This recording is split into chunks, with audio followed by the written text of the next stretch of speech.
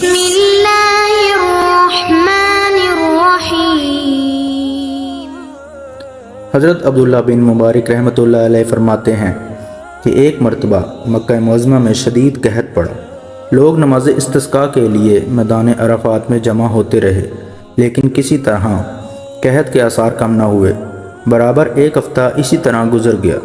چنانچہ آئندہ ہفتے میں جمعہ کی نماز کے بعد لوگ پھر عرفات میں جمع ہوئے تو میں نے دیکھا ایک سیاہ فام ضعیف و ناتواں انسان ہے جس نے 2 رکعت نماز پڑھ کر اللہ تعالیٰ سے دعا مانگی اور سجدے میں گر کر قسم کھائی کہ تیری عزت و جلال کی قسم، اس وقت تک سجدے سے سر نہ اٹھاؤں گا جب تک تو باران رحمت سے اپنے بندوں کو سیراب نہ کر دے۔ چنانچہ اس کی اس دعا کے بعد میں نے دیکھا کہ آسمان پر سیاہ بادل چھا گئے اور اس قدر مینہ برسا کہ میں حیران تھا۔ بعد ازاں اس سیاہ فام بندہ خدا نے اپنے رب کی حمد و ثنا بیان کی اور چل دیا۔ میں بھی اس کے پیچھے پیچھے ہو لیا کہ دیکھوں کہ یہ شخص کہاں جاتا ہے۔ جب وہ چلتے چلتے ایسے مکان میں داخل ہوا جہاں ایک بردہ فروش رہتا تھا، یہ دیکھ کر واپس چلا آیا اور صبح کو کچھ روپے لے کر اس بردہ فروش کے مکان پر پہنچا۔ میں نے کہا کہ مجھے ایک غلام خریدنے کی ضرورت ہے۔ میری اس درخواست پر اس سوداگر نے تقریباً 30 غلام مجھے دکھائے۔ ان سب کو دیکھ بھال کر میں نے کہا، ان کے علاوہ اور بھی کوئی غلام ہے؟ اس نے جواب دیا، ہاں، ایک منحوس سا غلام اور ہے جو کسی سے بات نہیں کرتا۔ میں نے کہا، اسے بھی دکھا دو۔ تو سوداگر اسی غلام کو ساتھ لے آیا۔ میں اس غلام کو ہمراہ لے کر چل آیا تو وہ غلام کہنے لگا، اے میرے آقا، آپ نے آخر مجھے کیوں خریدا ہے؟ میں تو کسی بھی خدمت کے قابل نہیں ہوں۔ میں نے عرض کیا کہ میں نے تم کو اس لیے خریدا ہے کہ میں تمہارا خادم بنوں اور تم میرے مالک۔ میری اس بات پر غلام نے دریافت کیا کہ آپ ایسا کیوں کر رہے ہیں؟ اس پر میں نے عرض کیا کہ میں کل تمہاری کرامت دیکھ چکا ہوں۔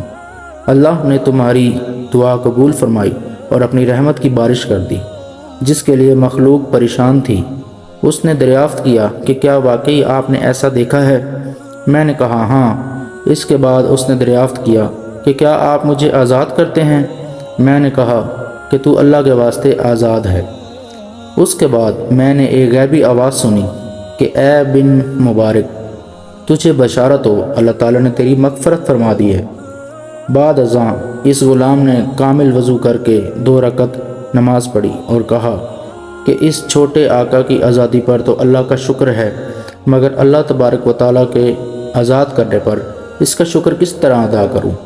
اس کے بعد دوبارہ وضو کر کے اس نے 2 رکعت نماز ادا کی اور دونوں ہاتھ آسمان کی طرف اٹھا کر دعا مانگی کہ الہی، تجھے معلوم ہے کہ میں نے 30 سال تک تیری عبادت کی اور میرے تیرے درمیان عہد تھا کہ میرا پردہ فاش نہ کرے گا، مگر اب جب کہ یہ راز کھل گیا تو میری روح قبض کر کے اپنے پاس بلا لے۔ جب دیکھا تو اس کی روح پرواز کر چکی تھی۔ حضرت عبداللہ بن مبارک رحمۃ اللہ علیہ فرماتے ہیں کہ میں نے اس کو معمولی کفن دیا اور نماز پڑھ کر دفن کر دیا۔ پس جب میں سویا تو دیکھا 2 خوبصورت بزرگ عمدہ سا لباس پہنے ہوئے۔ ان میں سے ایک صاحب نے مجھ سے فرمایا، اے بن مبارک، کیا تجھے اللہ تعالیٰ سے شرم نہیں آتی؟ تو یہ کہہ کر جب وہ چلے تو میں نے دریافت کیا، آپ کون ہیں؟ تو انہوں نے فرمایا کہ میں محمد رسول اللہ صلی اللہ علیہ وسلم ہوں اور یہ میرے پاس حضرت ابراہیم علیہ السلام ہے۔ آخر میں نے دریافت کیا کہ میں اللہ سے کس طرح نہیں شرمایا، حالانکہ کثرت سے نماز پڑھتا ہوں؟ پر انہوں نے ارشاد فرمایا کہ آج اولیاء اللہ میں سے ایک ولی کی وفات ہوئی اور تم نے اس کو اچھا کفن نہیں دیا۔ چنانچہ جب صبح ہوئی تو میں نے اس غلام کی قبر کھلوائی اور کھلوا کر نہایت عمدہ اور نفیس کفن پہنایا اور دوبارہ نماز جنازہ ادا کر کے دفن کر دیا۔ اللہ تعالیٰ اس پر اپنا کرم فرمائے، آمین۔ بحوالہ حکایتوں کا گلدستہ۔